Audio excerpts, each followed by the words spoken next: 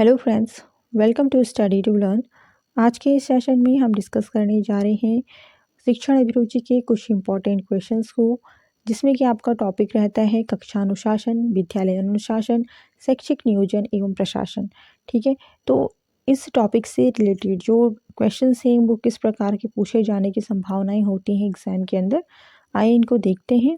और साथ में आपने इनको नोट भी करना है और साथ में इनके आंसर देने की भी आपने कोशिश करनी है, ताकि आपकी खुद की भी प्रैक्टिस इसके साथ में बनती रहे। ठीक है, तो चलिए हम देखते हैं। पहला क्वेश्चन है, कक्षा में शिक्षण के समय अनुशासन रखना शिक्षक की। तो जब कक्षा में जब शिक्षण कार्य जब हो रहा है, तो अनुशासन रखना, एक प्रॉपर डिसिप्लिन मेंटेन करना कक्षा के अंदर, तो उसके अंतर्गत शिक्षक की भूमिका कैसी बन जाती है। मतलब इसमें ऑप्शन दिया है कि भूमिका होती है ये, उत्तरदायित्व होता है, जवाबदेही है या कार्य है। तो शिक्षक की यहाँ पर क्या बन जाती है, ये रिस्पॉन्सिबिलिटी यानी कि उत्तरदायित्व बन जाता है। ठीक है, कि भाई अनुशासित होनी चाहिए कक्षा, तभी जो बच्चा है वो प्रॉपर सीख पाएगा, सुन पाएगा, समझ पाएगा। अगर कक्षा में बिल्कुल भगदड़ मची हुई है, बच्चे यहाँ से वहाँ, कोई किसी की नहीं सुन रहा है, बुक्स वगैरह फेंक रहे हैं और बिल्कुल टीचर की रिस्पेक्ट नहीं कर रहे हैं, तो ये सारी चीज़ें शो करती हैं कहीं ना कहीं शिक्षक के अंदर जो है अनुशासन को मेंटेन करने की क्षमता कहीं ना कहीं कम उसमें देखी जाती है। ठीक है, अब है नेक्स्ट क्वेश्चन, विद्यालयों में छात्रों की अनुशासनहीनता बढ़ाना। तो इसमें ऑप्शन देखेंगे, प्राचार्य का कार्य, प्राचार्य की भूमिका, प्राचार्य का उत्तरदायित्व या प्राचार्य की जवाबदेही।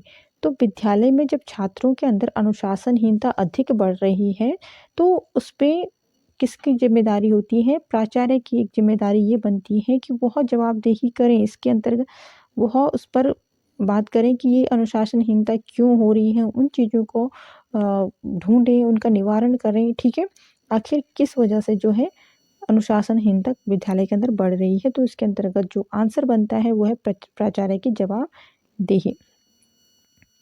फिर है, प्रबंध समिति की बैठक में प्राचार्य होता है।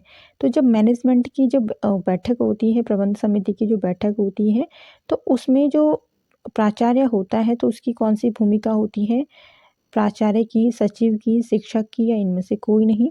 तो वहाँ पर जो प्राचार्य होते हैं वो एज ए सचिव वहाँ पे उस समिति के अंतर्गत क्या करते हैं, अपनी बैठक को लेते हैं। ठीक है, यानी कि जो मेन एक तरह से देखा जाए अथॉरिटी स्कूल के अंदर, विद्यालय के अंदर, तो वो प्राचार्य जी निभाते हैं एज ए सचिव। ठीक है, फिर है, अनुशासन रूप है दमनात्मक, प्रभावात्मक, मुक्तयात्मक, ये सभी।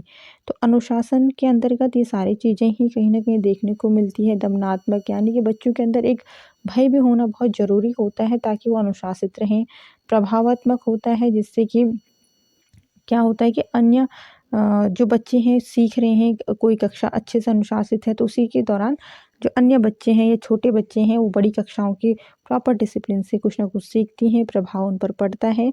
मुक्तयात्मक का अर्थ होगा यहाँ पर कि अनुशासन क्या करता है, बच्चों को ऐसे मुक्त रखता है कुछ भी चीज़ें सीखने के लिए, समझने के लिए। अगर वो प्रॉपर अनुशासन मेंटेन कक्षा के अंदर हो रहा है, विद्यालय के अंदर हो रहा है, तो बच्चे कहीं ना कहीं डिसिप्लिन के अंदर रहते हुए क्या करते हैं, चीज़ों को बहुत अच्छे से ऑब्जर्व कर लेते हैं, बहुत अच्छे से सीख लेते हैं। ठीक है, ये चीज़ें अनुशासन रूप में देखने को मिलती हैं। फिर है, अनुशासनहीनता का मुख्य कारण नहीं है। पूछा क्या गया है, नहीं है।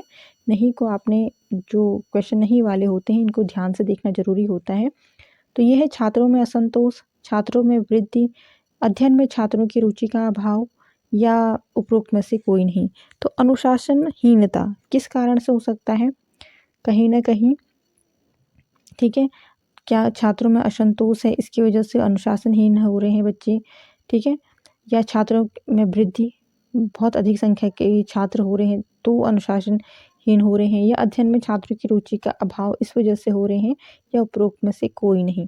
ठीक है, तो इसमें कहीं ना कहीं अनुशासनहीनता का जरूरी नहीं कि छात्रों में असंतोष है, उनको किसी न तरीके से उनके जो अभी जो उनके डाउट है उनको हम क्लियर कर लें तो वो बच्चे अनुशासित हो सकते हैं। ठीक है, तो ये मुख्य कारण नहीं हो सकता है। छात्रों में बहुत अधिक वृद्धि हो रही है तो ये भी ज़रूरी नहीं कि बच्चे बहुत अधिक संख्या में कक्षा के अंदर हैं तो छात्र अनुशासनहीन हो, ये भी ज़रूरी नहीं होता है। अध्ययन में छात्रों की रुचि का अभाव, तो अध्ययन को इस प्रणाली से हम करवा सकते हैं कि जो बच्चे की रुचि है उसको बिल्ड करके बच्चे को सिखाया जा सकता है। तो इस बेस पे आंसर कहीं न कहीं डी देखने को मिल रहा है कि उपरोक्त में से कोई नहीं होगा, क्योंकि एग्ज़ैक्ट जो अनुशासनहीन होने का कोई प्रमुख कारण इसमें दिखाई नहीं दे रहा है। ठीक है? अब है आगे सामाजिक आवश्यकताओं की पूर्ति का साधन। ठीक है? किसके द्वारा होता है? शिक्षा संगठन, शिक्षा प्रशासन, शिक्षा नियोजन या शिक्षा प्रबंधन। ठीक है? तो इसमें राइट क्या आंसर रहेगा कि सामाजिक आवश्यकताओं की पूर्ति का साधन है शिक्षा संगठन। जो ए वाला है वो राइट रहेगा। अन्य है अनेक विकल्पों में से एक विकल्प का चयन करना किसका लक्ष्य है? ठीक है? तो ऑप्शन है शिक्षा नियोजन, शिक्षा पर्यवेक्षण, शिक्षा प्रशासन या इनमें से कोई नहीं। तो अनेक विकल्पों में से एक विकल्प का चयन करना जो है शिक्षा नियोजन के अंतर्गत आता है। ठीक है? ये ए वाला इसमें राइट आंसर रहने वाला है। अगला है जिला, राज्य एवं राष्ट्रीय स्तर पर शिक्षा नियोजन किस प्रकार का नियोजन है? ठीक है? जिला, राज्य एवं राष्ट्र स्तर पर जो शिक्षा का नियोजन है वो किस प्रकार का नियोजन कहा गया है? तो ऑप्शन है आधार स्तंभ नियोजन, क्षेत्रीय नियोजन, संस्थागत नियोजन या इनमें से कोई नहीं। तो इसमें राइट आंसर है आपका संस्थागत नियोजन। ठीक है? जिला, राष्ट्र एवं राज्य स्तर पर जो है संस्थागत नियोजन यानी कि एक प्रॉपर क्या बन रही है? संस्था बन रही है स्कूल विद्यालय के माध्यम से, जिसके अंतर्गत बच्चों को शिक्षा प्रदान की जा रही है। तो संस्थागत नियोजन इसका आंसर रहेगा। फिर है कौन सा नियोजन सदैव दीर्घकालीन होता है? ठीक है? दीर्घकालीन होता है। ऑप्शन इसमें राइट रहेगा। पहले ऑप्शन देख लेते हैं। तो ऑप्शन देख लेंगे इसमें सामरिक नियोजन, प्रबंध नियोजन, आधार स्तंभ नियोजन या क्षेत्रीय नियोजन। तो इस पर जो क्वेश्चन है कि नियोजन कौन सा नियोजन जो है सदैव दीर्घकालीन होता है यानी कि लंबे समय के लिए होता है। तो इसमें आंसर रहने वाला है इसका सामरिक नियोजन। ठीक है? ये इसका आंसर होगा ए वाला। अगला है क्वेश्चन इसमें किस प्रकार का संगठनात्मक परिवेश प्रधानाचार्य की निष्प्रभावी प्रयासों के नाम से चित्रित किया गया है? ठीक है? कि कौन सा ऐसा संगठनात्मक परिवेश है जिसपे कि प्रधानाचार्य का निष्प्रभावी प्रयास जिसमें हमें देखने को मिलता है। तो ये जो है इसमें ऑप्शन देखेंगे मुक्त परिवेश, स्वायत्त परिवेश, पितृय परिवेश या बांधित परिवेश। तो इसमें राइट आंसर रहेगा पितृय जो परिवेश है। ठीक है? ऐसे जो संगठनात्मक परिवेश है जहाँ पर कि प्रधानाचार्य के निष्प्रभाव प्रयास वहाँ पे देखने को मिलते हैं। मतलब निष्प्रभाव का होगा कि वहाँ पर प्रधानाचार्य जी के थ्रू जो है कोई भी प्रयास वहाँ पे मतलब लागू नहीं हो सकता, क्योंकि वो पितृय परिवेश में घर के अंदर है। ठीक है? तो वहाँ पर जो अगर बच्चा स्कूल के अंदर है, विद्यालय के अंदर है, तो वहाँ पर जो प्रधानाचार्य के प्रभावी प्रयास होंगे वो कार्य करेंगे, ना कि निष्प्रभावी कार्य करेंगे। ठीक है? फिर है किसने शिक्षा को उत्तम विनियोग कहा है? किसके द्वारा कहा गया है उत्तम विनियोग? ऑप्शन है संयुक्त राष्ट्र संगठन, यूनेस्को, भारतीय संविधान या मानवाधिकार संगठन। तो आंसर इसमें रहने वाला है बी, यूनेस्को के द्वारा कहा गया है। फिर है विश्वविद्यालय अनुदान आयोग का कार्यक्षेत्र है। तो किसके अंतर्गत जो है विश्वविद्यालय अनुदान आयोग लाया गया था? ठीक है? आपने ये इसमें पढ़ा होगा विश्वविद्यालय अनुदान आयोग। तो ऑप्शन देख लेते हैं प्राथमिक शिक्षा, माध्यमिक शिक्षा, उच्च शिक्षा या ये सभी। ठीक है? तो इसमें जो विश्वविद्यालय अनुदान आयोग नाम ही देख लीजिए आप विश्वविद्यालय, इसके थ्रू भी आप अपना कन्फ्यूज़न क्लियर कर सकते हैं कि विश्वविद्यालय है तो कहीं न कहीं उच्च शिक्षा की बात होगी, उस पर ये आधारित होगा ये जो आयोग है। ठीक है? फिर है मुदालियर कमीशन की नियुक्ति कब की गई? नेक्स्ट क्वेश्चन क्या है? मुदालियर कमीशन की नियुक्ति कब की गई? ठीक है? ऑप्शन है 1952 से 53, 1955 टू 56, 1958 टू 59, 1961 टू 62। ठीक है? तो इसमें राइट आंसर कौन सा है? इसका राइट आंसर है 1952, 1953। ठीक है? ए वाला सही रहेगा। अगला है क्वेश्चन किसने कहा था शिक्षक राष्ट्र के कल्याण और भविष्य की धरोहर के रक्षक हैं? ऑप्शन है हुमायूं कबीर, महात्मा गांधी, राधा कृष्णन या इनमें से कोई नहीं। ठीक है? जो 15 है उसमें ऑप्शन कौन सा राइट होने वाला है? शिक्षक राष्ट्र के कल्याण और भविष्य की धरोहर के रक्षक हैं, तो ये कहा गया है राधा कृष्णन के द्वारा। ऑप्शन सी इसमें राइट रहेगा। फिर है राष्ट्रीय शैक्षिक योजना तथा प्रशासन संस्थान कहाँ है? संस्थान लिखा गया है, राष्ट्रीय शैक्षिक योजना तथा प्रशासन संस्थान कहाँ पर स्थित है? ठीक है, ऑप्शन है नई दिल्ली, बेंगलुरु या कोलकाता या भोपाल।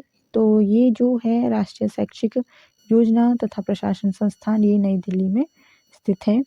ठीक है, इसका जो मेन ऑफिस है। फिर है वैज्ञानिक एवं औद्योगिक अनुसंधान परिषद की स्थापना कब की गई? ऑप्शन देखेंगे 1940, 1942, 1945 या 1950। ठीक है, इसमें राइट आंसर कौन सा है?